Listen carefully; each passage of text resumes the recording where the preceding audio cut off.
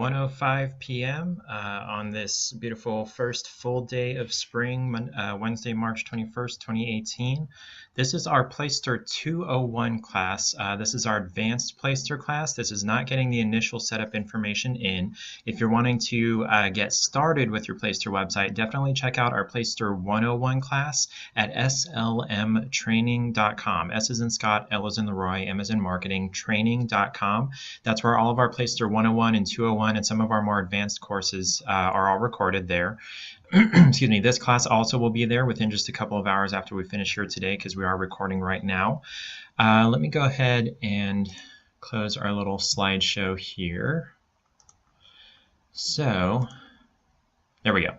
So our first step is going to be to get logged into our mykw.kw.com homepage. Again, throwback from Placester 101. Your Placester site is not managed by logging into the homepage of your website. It's actually managed through mykw. So make sure that you're logged into mykw.kw.com. And then one important thing to keep in mind is that the Placester interface will not work at all with Microsoft Internet Explorer. So if you're using Microsoft Internet Explorer, please upgrade to a more modern browser like Microsoft Edge if you're using Windows 10. If you're on Windows 7 or 8, they don't have Edge, so you would want to upgrade to maybe Google Chrome or Mozilla Firefox. If you're on a Mac, Safari works just fine. It's just Internet Explorer that doesn't work with the Placester website. Once you're logged into your MyKW homepage, up in our top black menu, we'll hover over Technology and then click on KW Websites. And then on this page, you should have a big red Go to My Website button. If you don't have this button, refer back to our Placester 101 class because there are a couple of things that your Market Center is probably going to have to do in order to activate this site. Unfortunately, there's not anything we can do during the time of this class because there is a waiting period after your Market Center does what they need to do of about 24 hours before this button becomes active on your profile here. So if you don't have this button, refer back to our Placester 101 class or shoot us an email at support@scottleroymarketing.com and we can get you information about activating this site. If you do have this button, let's go ahead and click on that to go through to the Placester website.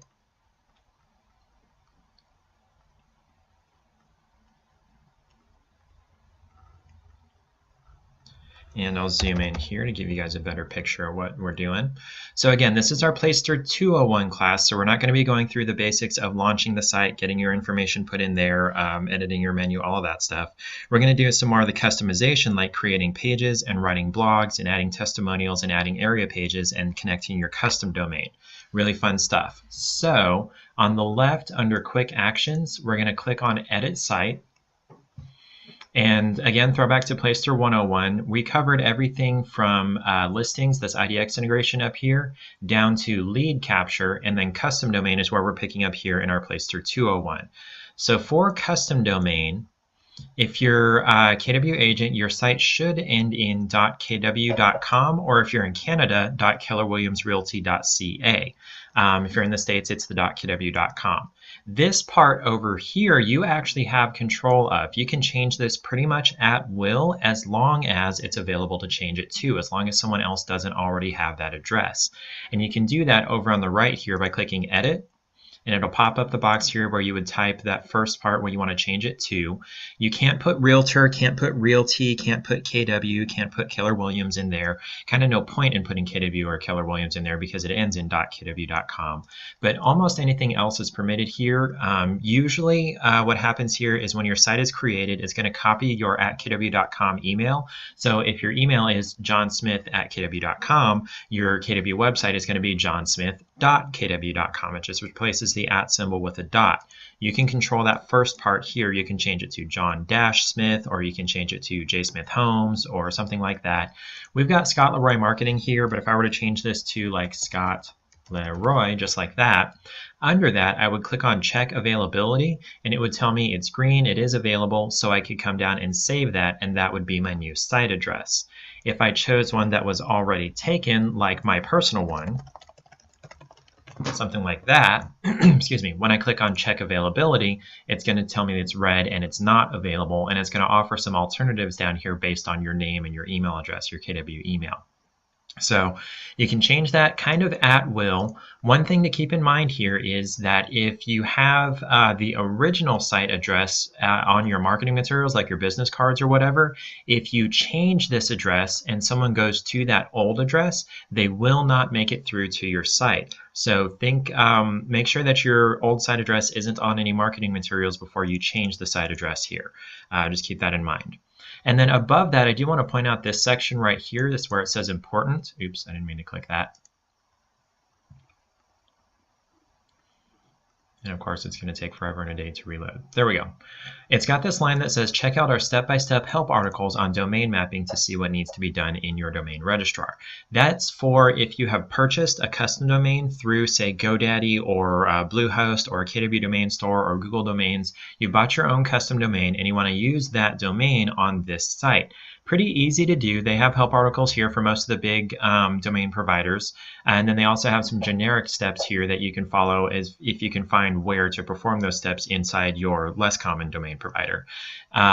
Excuse me, what you would do is you would go to your domain registrar, you'd change a couple of DNS records, and then you also put in your custom domain down here, and it does need to include the www dot and then the rest of your custom domain there.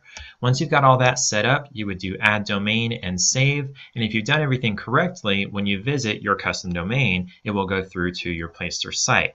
Now, a lot of people have trouble with this, and that's actually not too big of a deal because we actually offer a service free through your Market Center subscription where we can, I'm not sure why this is giving me trouble right here. I'm trying to highlight something, where we can set up the domain forwarding for you. So if your Market Center is one of the Market Centers that we work with, we can get that set up for you. And let me just try to find, there we go.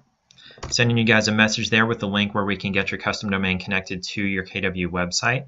And then also, if you don't have a custom domain yet and you're looking for a good deal, GoDaddy has this excuse me, deal here where you can buy a custom domain that ends in .com for 99 cents for the first year. After the first year, it's regular price, but for that first year, it is just 99 cents. That's just a deal that we happen to find, and we want to make sure to pass on to you guys. GoDaddy isn't giving us anything for getting you that information. We just thought it would be good for you guys to know. Okay. All right, so that's it for the custom domain. Again, if you need help connecting your custom domain to your KW website powered by Placester, we offer that service for free for agents that work in the market centers that we work with, so just let us know when you'd like us to do that for you. Once you've got everything changed in here, again, you're going to need to make sure to click on your green Save button down here. Like in Placester 101, unless you click on that green Save button, nothing you changed is applied to the site. You'd have to redo it, so make sure to click that green Save button. And I'm not sure why it took me all the way back here. Anyway, so moving down under our site settings section here, we just finished custom domain. Now we'll check out site tracking. We're going to cover this top and bottom section here. We're going to cover Google Analytics, and we're going to cover Facebook Pixel. This middle section here is for Google Ads. So if you're running ads on Google searches, you can track some of that stuff that are coming to your site through those ads. That's a little more than we can cover in this class, so we're just going to leave it alone for now. If you need more information about Google AdWords, definitely reach out to Google. They should have some support for if you're paying for ads, and they can get you some more information about the conversion ID and the conversion label. Also, Placester can get you more information about this section as well. Support at placester.com, Placester. So up here under tracking ID, this is the more easy part. You can set up Google Analytics for your website so you can see what people are doing on your website. Now, I do want to point out that I said this is what, not who. This is how people are behaving on your site. It's not collecting any information about the people that are on your website. You're not going to get any names or email addresses or phone numbers through Google Analytics. This is just tracking how many people have been to your site, how long they stay on your site, how many different pages they view on your site, which pages they view on your site, how they got to your site, whether they typed your address directly or they found you in a search engine or linked over from Facebook or linked over from Craigslist. It's a lot of really great information in Google Analytics, and if you need help setting that up, we can get that set up for you. It's again a free service through your Market Center subscription. It's on our support page at scottleroymarketing.com/support, which I just sent you guys there. We've got the link where we can set up Google Analytics for you, pretty easy to do. And then we'll also send you information about how to use Google Analytics. Pretty simple there. If you've already set up your Google Analytics account and you know what you're doing, it should have provided you with a tracking ID that looks like what's highlighted highlighted over here, this UA dash number dash number. You would just paste that into this box here, and then you can verify your site on Google Analytics, and then it would start tracking the activity on your site. Down here at the bottom, we've got our Facebook pixel tracking, and this is similar to the Google ads, but a little less, complicated and in-depth. If you sign up for Facebook ads and you're marketing ads to people on Facebook and you're linking them to your website, if you get your Facebook pixel ID, you can actually paste it into this box here, and you can track what the people who came over from your Facebook ads are doing on your site specifically as well. And this one would include contact information because they came from Facebook through the ad there, so it knows which profile clicked on that link. So this is really useful. If you're having trouble figuring out how to add your pixel ID to your website here, again, that's a free service that we can do for you. Just shoot us an email at support@scottleroymarketing.com and include the whole pixel code that Facebook provided for you. We can find the ID out of that code and put it into this box here for you. Really simple. Once you've got those things put in there, again, down at the bottom, we've got our Save button. You got to make sure to click Save before anything gets applied to your site.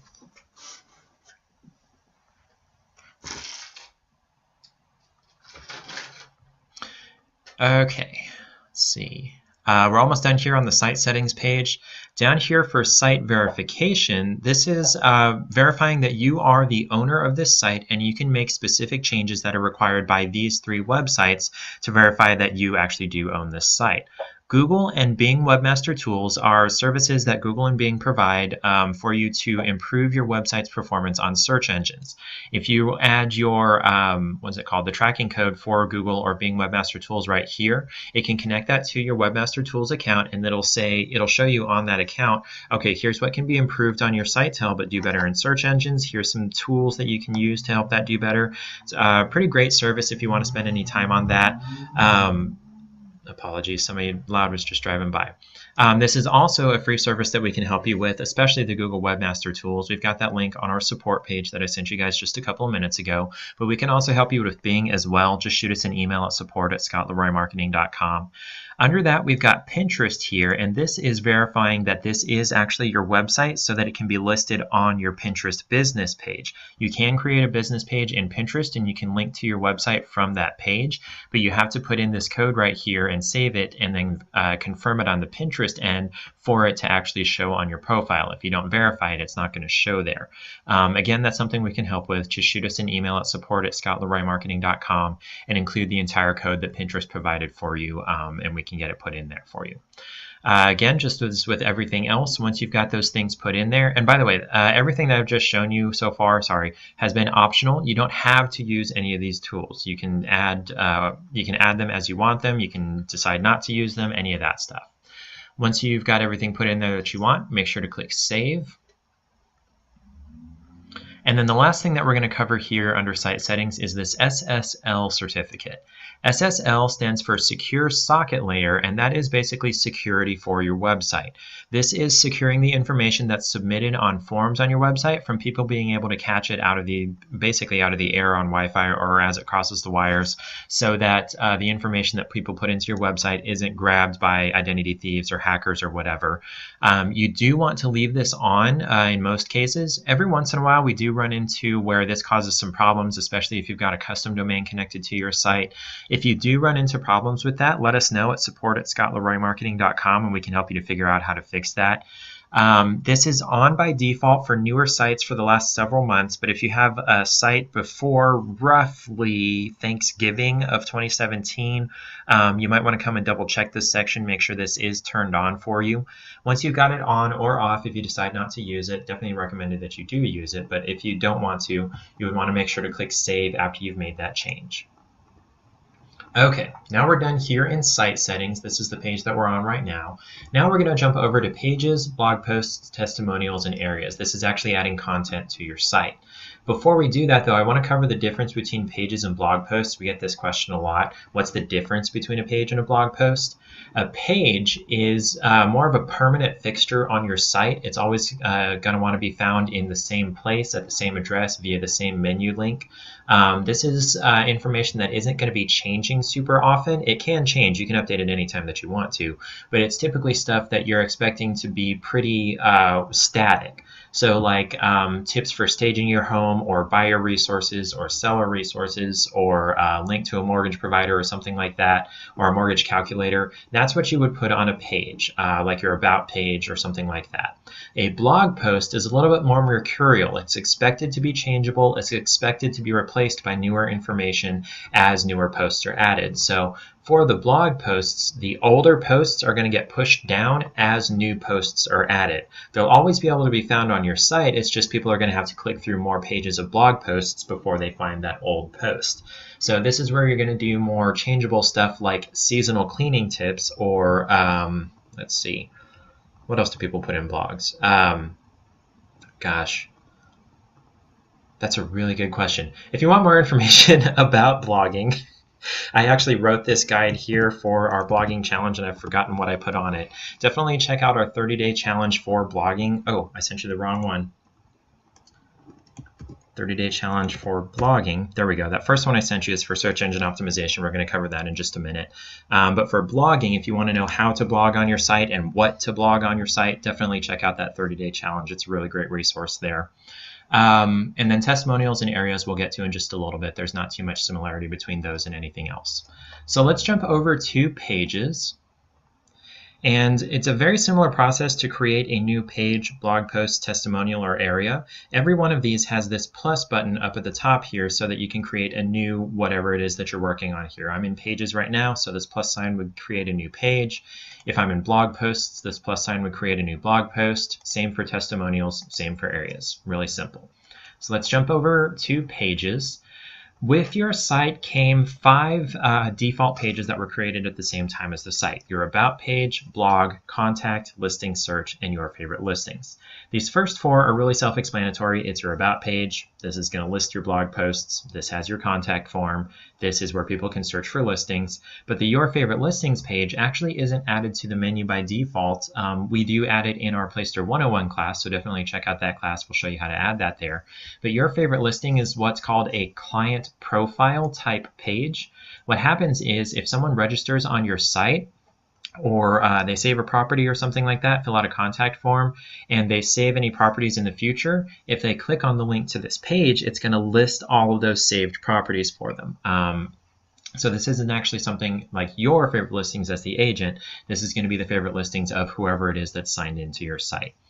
To edit any of these existing pages, you can either click on the name of the page or on edit over here on the right. And if you want to get rid of the page, you can do that over here on the far right by clicking remove here. You'll notice you won't be able to remove the about or listing search pages. These have to remain on your site. This doesn't have to be listed in the menu, but if you remove the listing search page, that defeats the entire purpose of your site. It's there so people can search for listings. So you wouldn't want to remove this page anyway. But you can remove the blog or the contact or your favorite listings pages if you want to. We don't recommend doing that, but you can if you want. To create a new one, again, we're going to click on our plus sign up here at the top.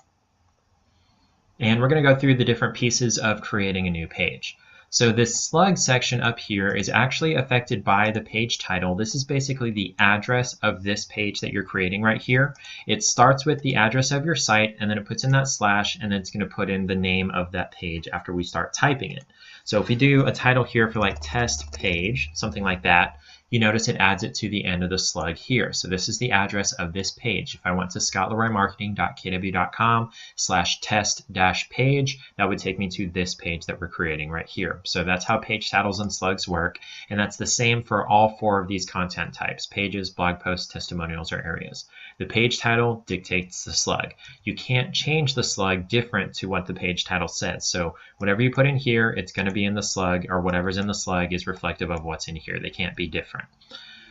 Here for pages, this part right here is specific. It's the template, the type of page that you're creating.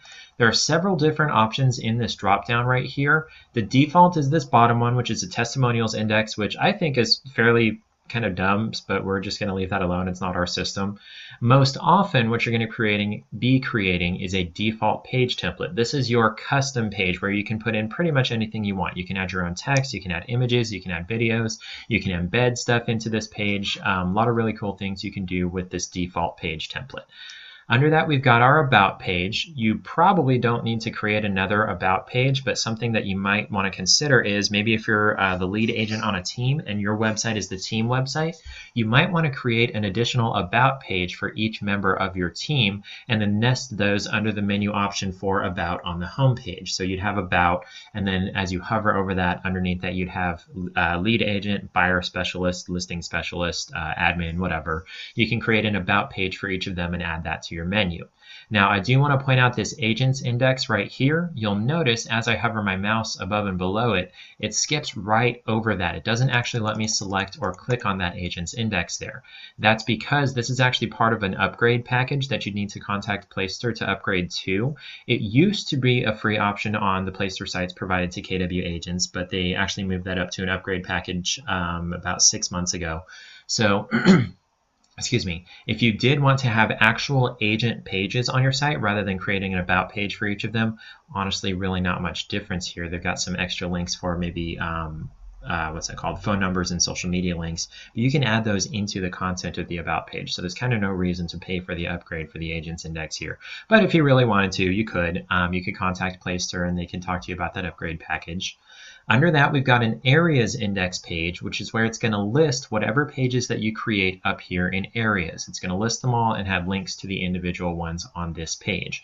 An index means it's a list. So this is listing agents. This is listing area pages. This is listing blog posts. This is listing RSS posts. This is listing testimonials. So we equate index with list. Index means list. Under that, we've got a blog post index. Kind of no reason to create a blog post index page because it was created by default over here. That's that blog page that we were looking at just a minute ago. Same for client profile. Again, this is that your favorite listings page that was already created with the site, not something we need to concern ourselves with.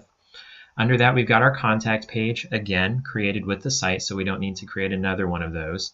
Under that, we've got another option that it skips right past, a custom landing page. This is a landing page, squeeze page. It's got a couple other names. I don't remember what they are though. This is where you would create a page on your site, and the only thing they can do on this page is fill out a contact form, basically. It's different from a contact page in that they don't have access to the menu. They don't have access to any other contact buttons. They're not going to see any other information where they can search for a listing. This is only for them to fill out that form. This is great for when you're using ads, maybe on Google search results or on Facebook, but unfortunately this is also one of those upgrade packages from Placester. You'd want to contact them about getting that added there.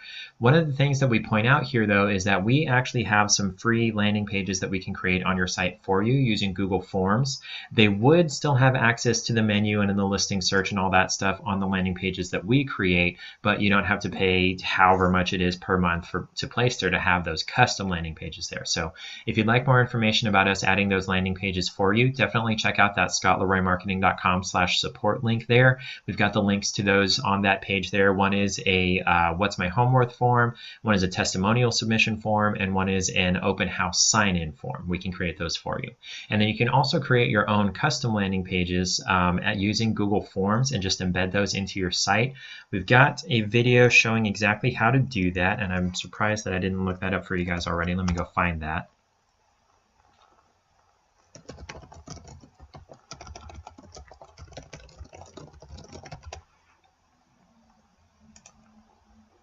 There we go. There we go. Sent that over to you guys there. Okay, where was I?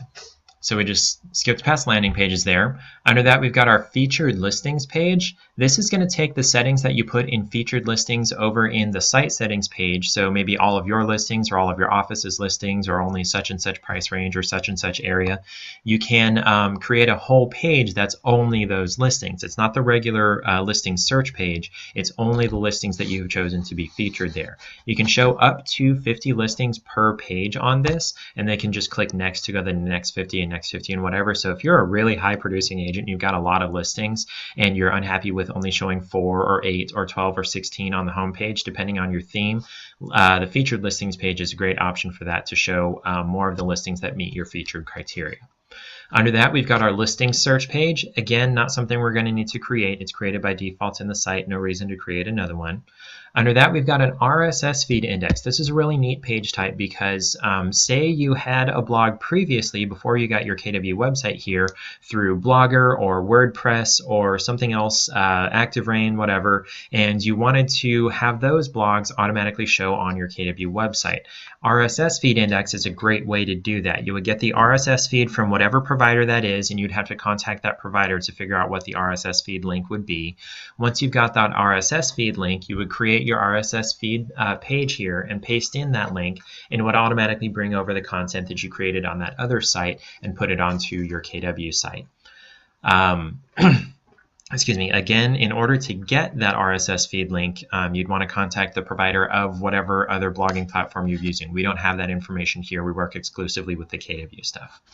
Under that, we've got real satisfied ratings and reviews. This is essentially Yelp for real estate agents from what we understand. So if you have a real satisfied account and you've got some testimonials in there, this page type, you would just sign into your real satisfied account and it would automatically bring over your reviews from real satisfied to put them on your KW site. Real fun stuff. And then lastly, we've got our testimonials index, which is going to list the testimonials that we add manually in here. There isn't an option for people to submit a testimonial on your site by default. And even with the landing page that we have that we can create for you, those testimonials aren't going to automatically show on your website.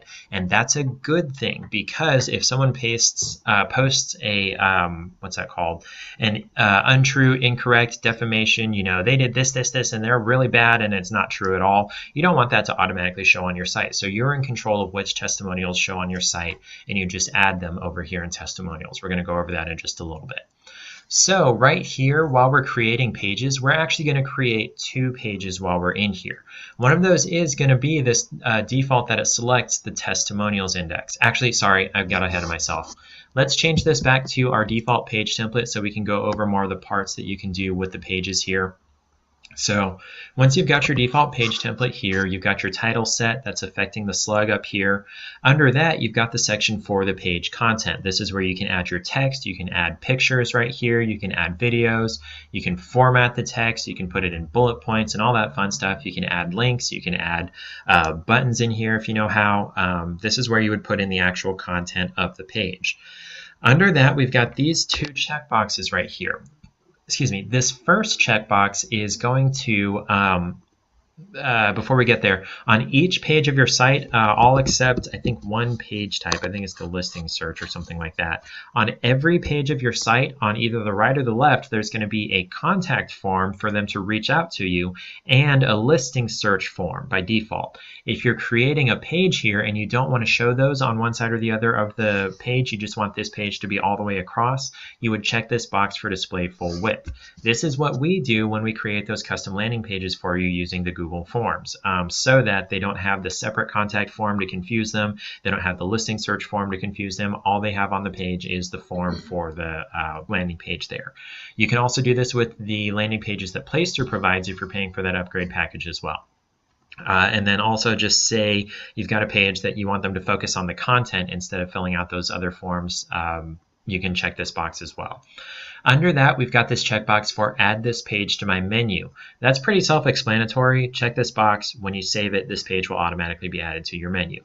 This only shows when you are first creating the page. So if you create the page, uncheck this box and save it, and then come back and edit this page, this checkbox won't be here anymore. This only happens when you first create the page, trying to save you some time.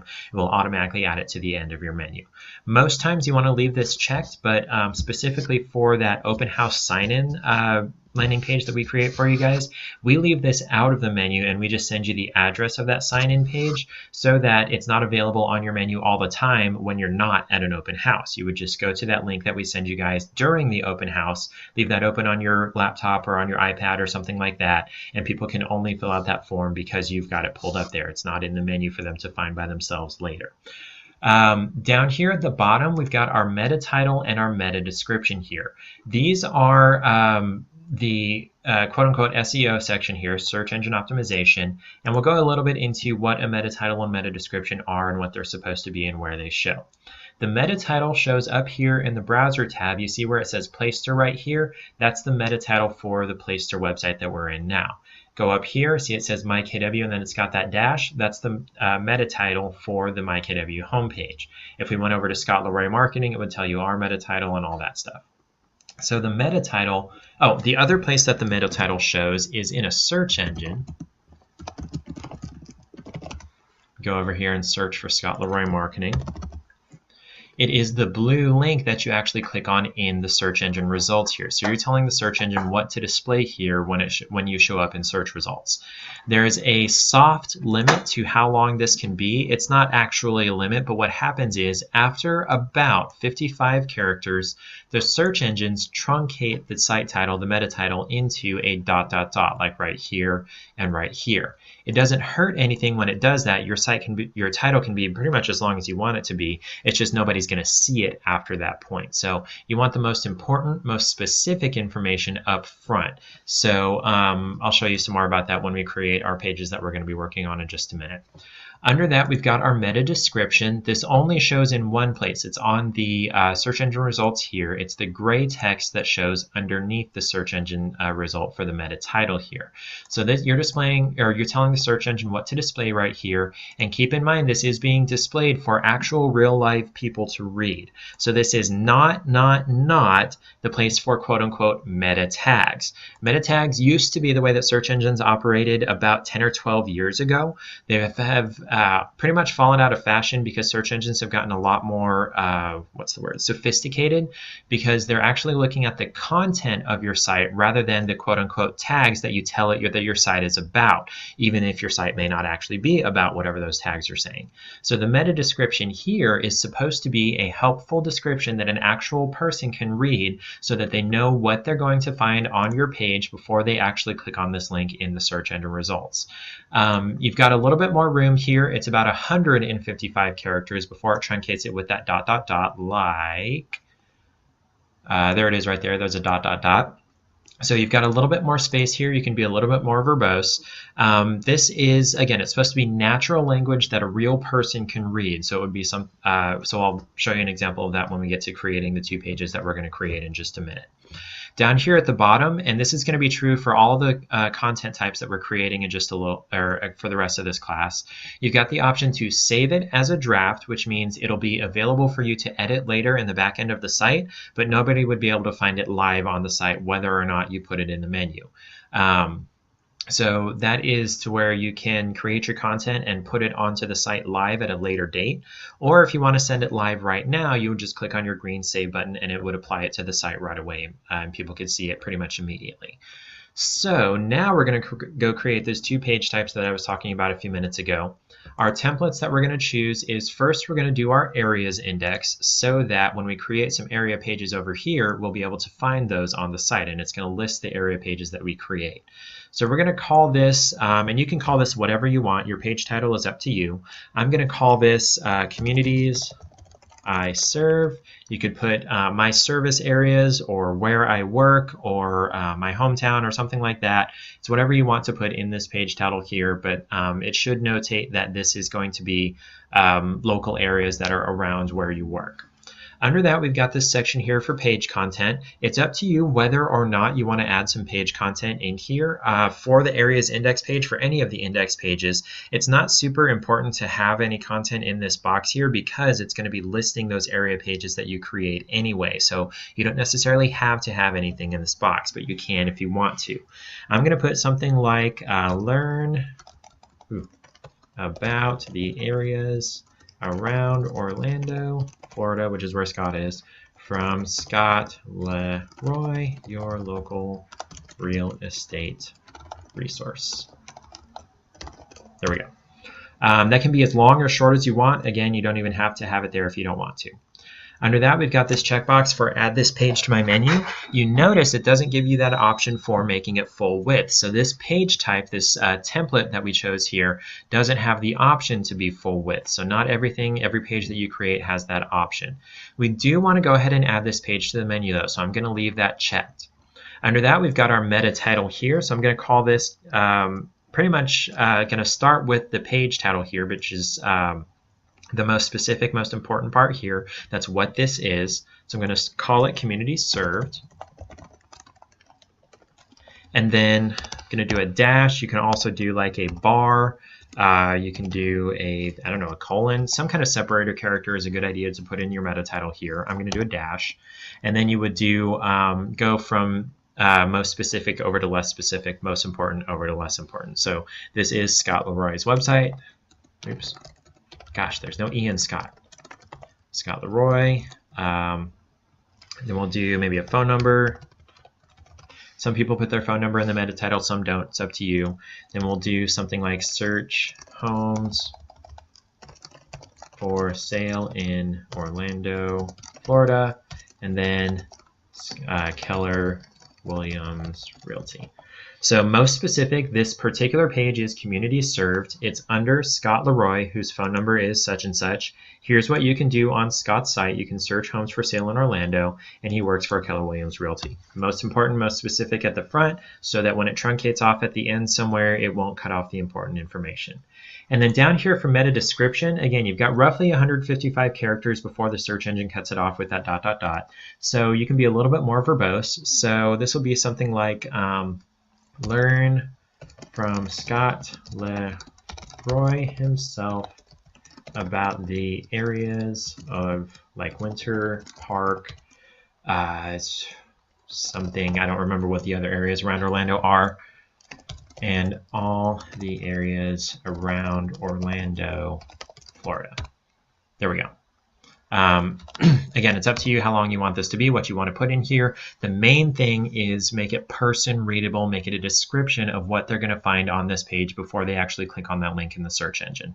One other big point about the meta title and the meta description here, excuse me, these will not update anytime soon on search engines. It's not an immediate change on the search engine. It's immediate on your site. If someone were visiting this page, they'd be able to see that new meta title and that actually, they wouldn't be able to see the description. They don't see it on the site, only on the search engine. But if someone were looking at your site, they'd be able to see that new meta title immediately. But the search engine has to index billions and billions of pages all over the internet all the time. So it may take some time for it to cycle back around to indexing your page on your site. So it's not an immediate change on the search engine. It can actually sometimes take up to 3 weeks for the changes that you make in the meta title and meta description for your site to actually show on search engines. So keep that in mind when someone says, I can get you to Google overnight. No, if they can, they're probably not doing it the right way, and it may actually end up hurting your search engine rankings. Our search engine services, we don't promise any of that. We don't make any promises as to your rank on Google. We'll help you to improve it, but we can't tell you for sure we'll get you to the first page. That's not really a realistic promise to make because it's really hard to deliver that. Search engine optimization is actually a really long, involved process that takes a lot of work, so it's not an overnight thing. Okay. There we go. So once we've got our areas index page set up, and if you guys are having trouble with this, feel free to come back to the recording or shoot us an email at support@scottleroymarketing.com. We can get you some more information about setting this up as well. Once we've got all this information in here, and don't worry about your title and description too much, you can come back and change this anytime that you want to. Once we've got all that in there, we'll click Save. And it's going to pop up asking me if I want to edit my menu since I left this checkbox checked about adding it to my menu. I'm just going to close this for now, but you can go over to the menu to drag and drop and rearrange things if you wanted to. So we're going to create one more page type, and our template is going to be the default, the testimonials index, and we're going to call this, I'm going to call it From the Horse's Mouth because this isn't a real agent's site, so I can name it whatever I want to. For you guys, you might want to call this Client Testimonials or what's that called? Happy Clients, or just testimonials or reviews or something like that. I'm going to call it From the Horse's Mouth because I want to have some fun. Something like that. And then you'll notice there isn't a page content section for this page type. Each page type is a little bit different. The testimonials index doesn't have a section for page content. So we are going to leave this box checked for add this page to my menu because we do want it in the menu. And then again, we've got our meta title and our meta description. Now, for the meta title, I do encourage, it's generally encouraged to have some consistency for what you have in your meta title. So you want to start with, again, the most specific, most important. This is going to be like testimonials or something. Or actually, I'm going to start with the actual page title. And then what this is, testimonials. And then from there, you basically want to copy the end of that meta title from the other one that you created there. You want it to be basically the same towards the end of the meta title so that it's consistent for the search engine. Search engines like consistency. So this would be Scott Leroy, phone number, and then search homes for sale in Orlando, Florida, and then Keller Williams Realty, something like that. Whatever you had created on that first page or you have in the site info section of the site settings section is usually a good way to finish out your meta title there. And then for the meta description, remember a short human readable description of what this page is. So hear from happy clients exactly what it's like to work with Scott Leroy, your local expert in and around Orlando, Florida. One thing I forgot to point out about meta description, you can still use quote-unquote tags in the meta description. You would just want to put them into natural language. You want to find excuses to use local expert, Orlando, Florida, happy clients. You would find excuses to use those keywords in your natural language description here. So if I were writing the meta description for my home page, I would maybe do something like Scott Leroy is your local resource to search for homes in Winter Park, Orlando, whatever else is there around Orlando, list a couple of other places, and anywhere in Orange County, Florida. That's listed those keywords of those cities and search for homes, but you didn't just list them with commas and everything after that. So definitely keep in mind to use those in natural language. Again, we're going to save this to send it live rather than saving as draft. And we're going to close this menu button or menu editing option that popped up. So now once we've created those two pages, I'm going to go view live site. So I'll show you what those look like in the menu and we'll show you the content of those pages. There we go. There's those two new menu options, Communities I Serve and From the Horse's Mouth. If I click on either of those, it'll show me what's currently on those pages, which right now isn't going to be anything. Communities I Serve just has that little bit of content that I added there, and From the Horse's Mouth doesn't have anything at all. It's just going to be blank. So, and that'll list those over here once we create some. So now we're going to jump over to blog posts. We just worked with pages, and if you do have additional questions about working with custom pages in your site, definitely shoot us an email about support@scottleroymarketing.com. Kind of the possibilities are endless for pages when you're working with that default page template. You could create a recently sold page. You could create a things to do in your local area page. You could create a my achievements page. Kind of limitless there. You can put whatever you want to on your pages. And also there's no limit to how many pages you can create on your site. So there's no limit like on the eEdge site, only create one page. You can create as many as you want on Placester.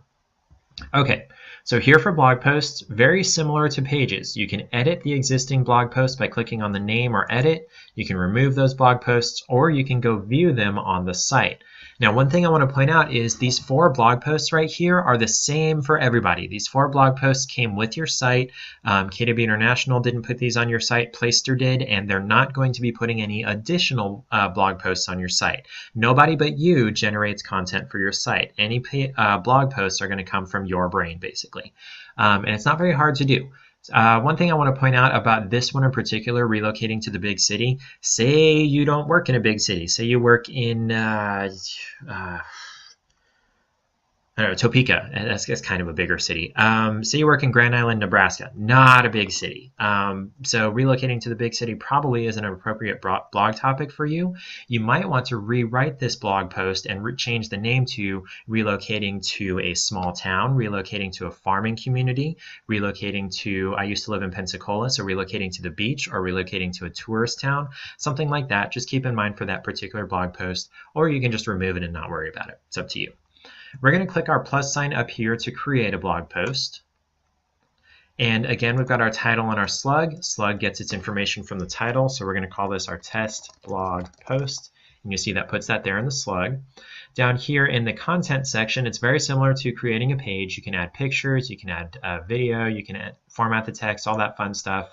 I'm going to add some text in here that's called lorem ipsum generator. Should have already had this pulled up. So Lorem Ipsum is actually a old Latin book.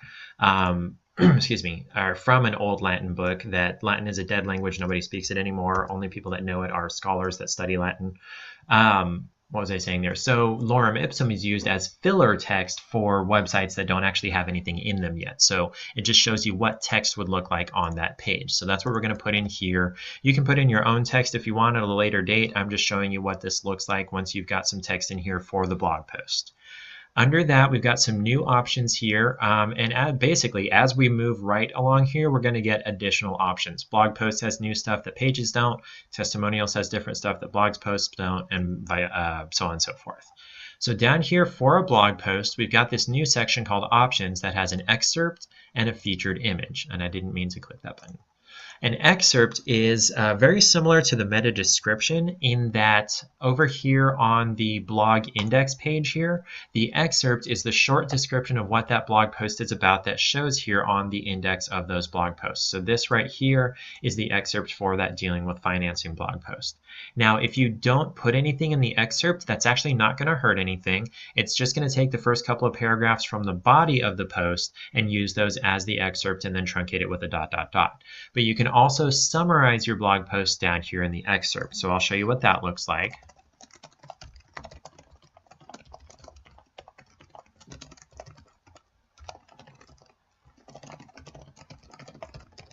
And again, you don't have to put this in here right now if you don't want to. Under that, we've got this featured image here. This is also going to be shown on the blog index page as the image above the excerpt and the title and the date. So this is the featured image for this blog post, and there's the featured image, there's the featured image. So we're going to add one here. And I went and got some royalty-free images here.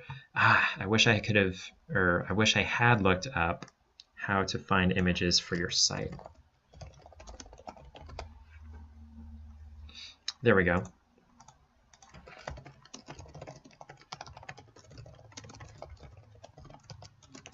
There we go. Just sent you a video for how to find free images to use on your website. You don't want to just go on Google and search for images and use whatever you find, because the owners of the rights to those images could actually come after you for fees for using that image without permission. So you want to find either free images or purchase rights to use images, or use images that you took yourself, or get permission from the photographer to use the images. So I found some royalty-free images here. I'm just going to put this image there as the featured image, just to show you what that looks like.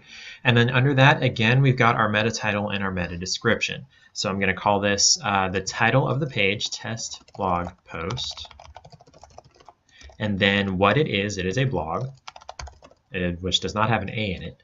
And then we're going to go into the rest of that meta title that we've got that template for, basically from the other stuff that we created. So we're going to do Scott Leroy, and then the phone number. Oops, and then search homes for sale in Orlando, Florida. Oops, and then Keller Williams Realty. And then for the meta description, for blog posts and pretty much everything that we create from this point on, it's usually safe to use the excerpt as the meta description. It actually doesn't hurt anything, and people that see, remember, people are going to see both of these things. People that see the excerpt usually aren't going to see the meta description, and vice versa. If they saw the meta description in a search engine, they're not usually going to see the excerpt on the blog page. So it's usually safe to use the excerpt as the meta description. But if you want to, you can type your own separate meta description there as well. Once we've got that typed up there, again, we've got the option to save it as a draft to send live on the site later, which is great for blogging, because you should be on a blogging schedule. Definitely encourage you to check out that 30-day challenge for blogging that I sent you guys a little while ago, scottleroymarketing.com/challenge/blogging. It encourages you to create a schedule for blogging and then to save some posts as drafts and then post them according to that schedule. One thing about the blogging platform here in the Placester site that some other blogging platforms, a lot of other blogging platforms have that Placester doesn't, is that you can't schedule blog posts to automatically be posted at a later date. You either save it and you post it manually, or you publish it right away. So definitely encourage you to look into that type of feature if you're looking for a blogging platform. With the RSS feed index, you don't necessarily have to use the blogging feature in your site. You can use it from another place that might have that scheduling option. So definitely encourage you to look into that. For now, I'm going to go ahead and publish this so I can show you what that looks like.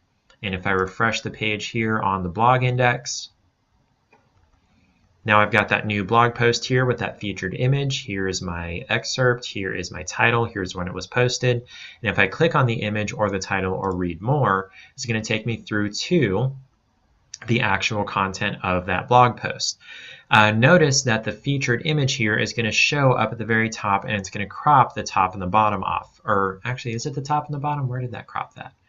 Oh, it just cropped the bottom off. So it's only going to show the top, I guess, 600-ish pixels. I don't know. You want to contact Placester about what exactly that dimension is there. So if there's something important down here, you're kind of out of luck once you're actually on the blog page. Direct any questions to support@placester.com. And then down here we've got our content. It's got really neat simple share buttons here. They can share it on social media, and if they click back here, they'll go back to the blog index here. Okay, that's not where I meant to be. So that's creating blog posts. Now we're going to jump over to testimonials, and there shouldn't be any testimonials on your site by default unless you added some in already, and if you did, kudos to you. We're going to click our plus sign to create a new testimonial. And then again, we've got our slug in our title. So this is going to be a testimonial. Actually, I'll just call this Sally Seller. Gosh, that is not how you spell Sally. And then again, we've got this spot for the actual testimonial itself. You can add pictures, videos, format, all that fun stuff. I'm going to copy some lorem ipsum to put into there. Not what I meant. There we go. And then as we move down, we've got some additional fields down here. Remember, we're basically adding fields as we move to the right. Referrer here is the name of this person who submitted the testimonial for you, whether it came from Google or Yelp or Zillow, or they emailed it to you, or they came into that landing page that we created for you. Any of those sources, you can copy and paste those testimonials here into your KW site, because those are your testimonials. So you can do whatever you want with them. So for the referrer here, this is the name of the person who submitted that referral. If they want to be anonymous, you can go ahead and put anonymous in here. You can name this, you can put in their actual name, Sally Seller. By the way, the title doesn't have to be the name of the person who submitted the referral. You can give it a, quirky title like, never thought I'd sell so fast. Something like that. If they talked about, we sold my house in 2 months and I was almost unprepared to move out because, Scott is such a great agent and he listed it well and he marketed it well and it sold quickly. Under that, we've got an affiliation box here. This is, are they a buyer? Are they a seller? Are they a co-broker on the other side of the deal? Are they a vendor that submitted a testimonial for you? We're going to put seller here. And then this checkbox here for certain themes, including the Madison and the Madison Metro, that's covered in Placester 101 about where you can change your themes. For certain themes, you can show testimonials on your homepage. So if you check this box, this testimonial would be shown on the homepage. So we're going to go ahead and check that box so we can see what that looks like on the homepage. Under that, again, we've got our excerpt and our featured image. So here from Sally, about how great of an agent Scott is because he helped her home sell quickly by pricing right. And you guys know pricing right is a big deal. And then under that, again, you've got a spot for featured image, and I'm going to upload a different not open source, what was that, royalty-free image that we're going to use. And for this featured image here, a couple of pointers. You can either take a picture of the client that submitted this testimonial for you. Maybe you got it from them at the time of closing, they wrote a physical one, or you submitted them the form and they sent it back, you know who submitted this testimonial or something like that. You've got their picture and you've got permission to use their picture on your website. Make sure you get permission. You can definitely post a picture of that person that submitted this testimonial. Or if they haven't given you permission to use their picture, or they don't have a picture, you can definitely post a picture of the listing that they bought or sold for this featured image here. So that's what I'm going to do here, just to show what that looks like there. And then down here, again, we've got our meta title and meta description. You ought to get very familiar with writing some meta titles and meta descriptions because, again, they're on every single thing that you create on your site. I forgot to point out earlier, these are optional. You don't have to do these, but it definitely helps to do these. So for meta title, you know, I'm going to basically copy our title down here. Where did we go? Testimonial is what it is. and then it's on Scott Leroy's site, and then phone number, and then search homes for sale in Orlando, Florida, and then Keller Williams Realty. There we go. And then under that, we've got our meta description. And again, it's usually safe to use the excerpt as the meta description. I'm just going to copy that down there. So now again, we've got the option to save this as a draft and post it later, or save it and post it immediately. So now if I go back to Scott's homepage here,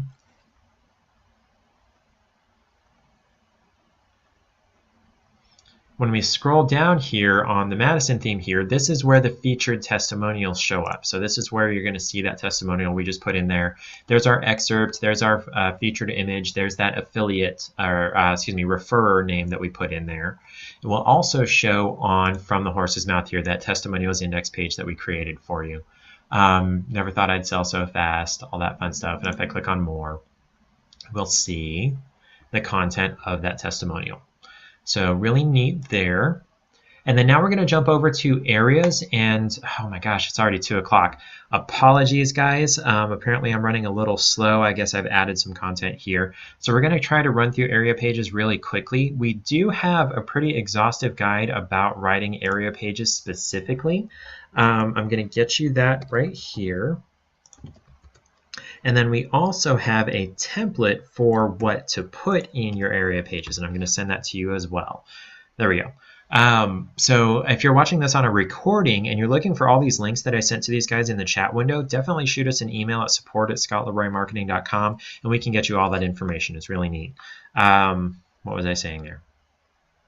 What was it? Oh, so area pages. We're going to run through this real quick. I'm just going to outline what the different sections are and create one and show you what that looks like. If you want more information about what needs to be put in an area page and why you should create them, definitely check out that first video I sent you where it says learn more about area pages here, and it's got that YouTube link.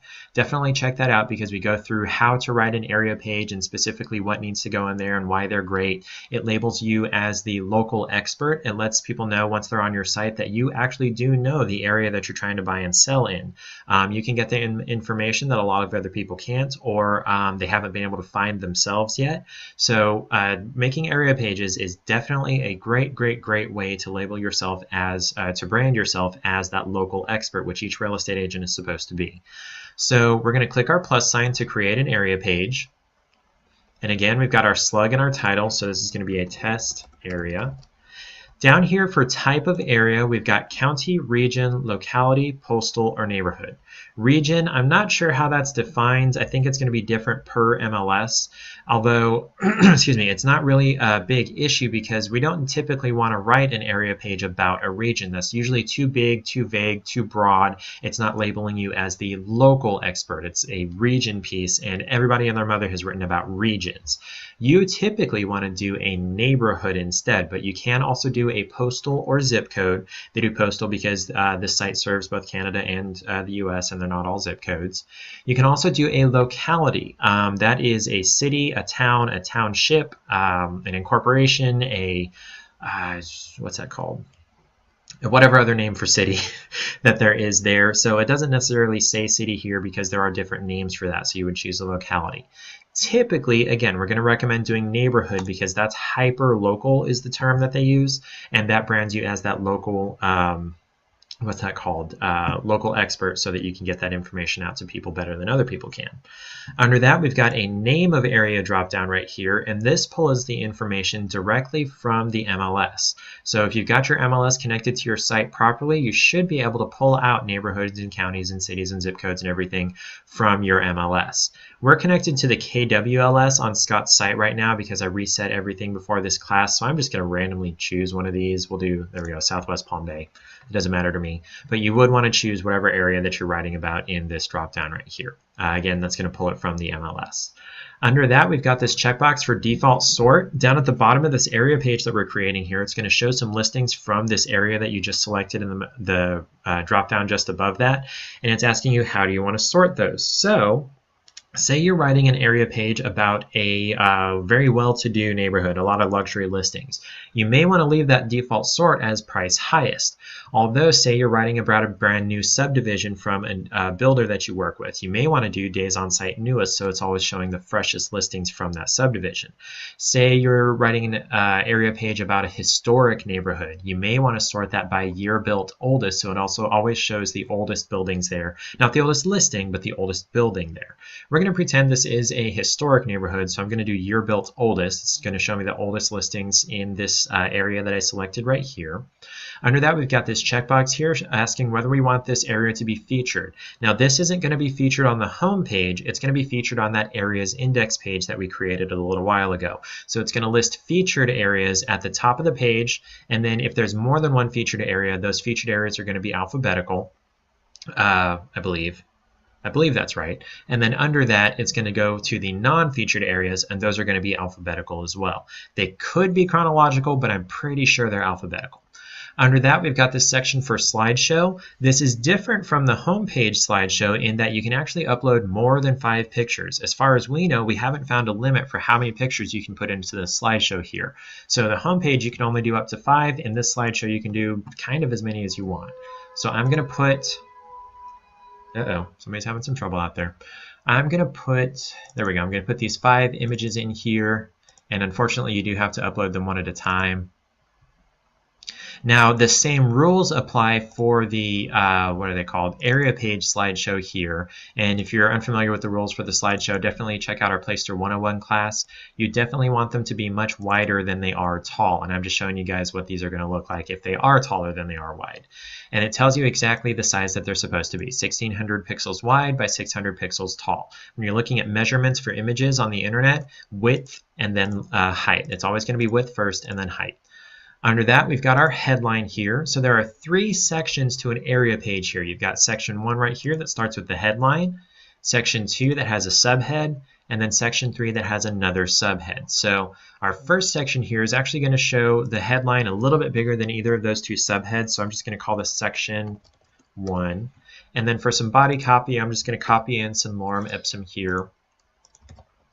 And then down here, we've got a spot here where we're uploading a separator image. This is what's going to separate section 1 up here from section 2 down here. So I'm going to upload one image, and it needs to be at least 600 pixels wide. It does say images should be 600 pixels wide. That's not a maximum, that's a minimum. If it's smaller than 600 pixels wide, it's going to blow it up to be 600 pixels wide, and it's going to get a little bit fuzzy, blurry, grainy. So you want your images to be at least 600 pixels wide. Height doesn't matter in this spot. As long as it's at least 600 pixels wide, it'll scale it bigger or smaller as it needs to be. For subhead, we're just going to call this section 2. And we can paste in some more lorem ipsum here. And then down here, we've got 2 spots to upload a file. This is going to show 2 images side by side. So these, you want them to be vertical. You want them to be taller than they are wide. Again, it's saying that images should be 300 pixels wide. But again, that's a minimum. You want them to be at least 300 pixels wide. And then you do generally want to try to get them the same size, but it's really not going to hurt anything if they're not exactly the same size. Say this one was shorter than taller. It may look a little funny, but it's not really going to hurt anything. Down here we've got our section 3, and then we're going to paste in some more lorem ipsum text to let you know what that looks like. And then there is no bottom image here. There's not going to show anything after section 3. Down here we've got our excerpts, just like on a blog post and anything else that we've created here. So this is the excerpt of our historic neighborhood, blah, blah, blah, whatever. And then down here we've got a featured image section. For this one, you can either use the first image from your slideshow all the way up here at the top. You can use your first section image or either of these 2 section images here. You can use another image that wasn't used elsewhere in the post if you want to. I'm going to do, what am I going to do? I don't have a separate featured image, so I'm just going to use this first image from my slideshow here. And then under that, again, we've got a meta title and a meta description. So this is going to be, you know, historic neighbor, or actually we're just going to copy the title, remember. Go back up here to the top eventually. There we go. Copy the title. Back to the bottom. Paste that in there. This is a area. Or you could do this communities I serve, since that's the name of that area's index page. And then Scott Leroy. And then phone number. And then search homes for sale in Orlando, Florida. And then Keller Williams Realty. There we go. And then again, for the meta description, it's usually safe to copy the excerpt. Oops, I cut that instead of copied it. And paste it down here to the meta description. Then again, you've got the option to save it as a draft to publish later, or save it to send it live right now. And if I go over here to my Communities I Serve page, now it's listing that new area that I created here with that featured image. There's that title, there's our excerpt there. And if I click on Read More or on the image, it's going to open up the actual content of that page. And here's my slideshow at the top. There we go, and it's going to slide through those images that we put there. Again, you're not limited to 5 images. I just did 5 here. Here's my section 1. Here's my separator image. Again, that's 600 pixels wide, so it's showing it the full width across the post there. Then we've got our section 2. Here's our 2 300 pixel wide images. And then here's our section 3. And then down here, it's showing listings from this area that we selected out of the MLS. Looks like there aren't any listings in this area, but if there were, it would be listing them here by year built oldest. So it looks like that's it for our Placester 201. I'm sorry for keeping you guys so late. If you do have questions, feel free to shoot them over here in the chat window. I'm going to leave it open for another couple of minutes while I see if anybody has any questions. If you don't have any questions and you're not concerned with seeing the answers to anybody else's questions, you're free to go about your day. Class is technically over.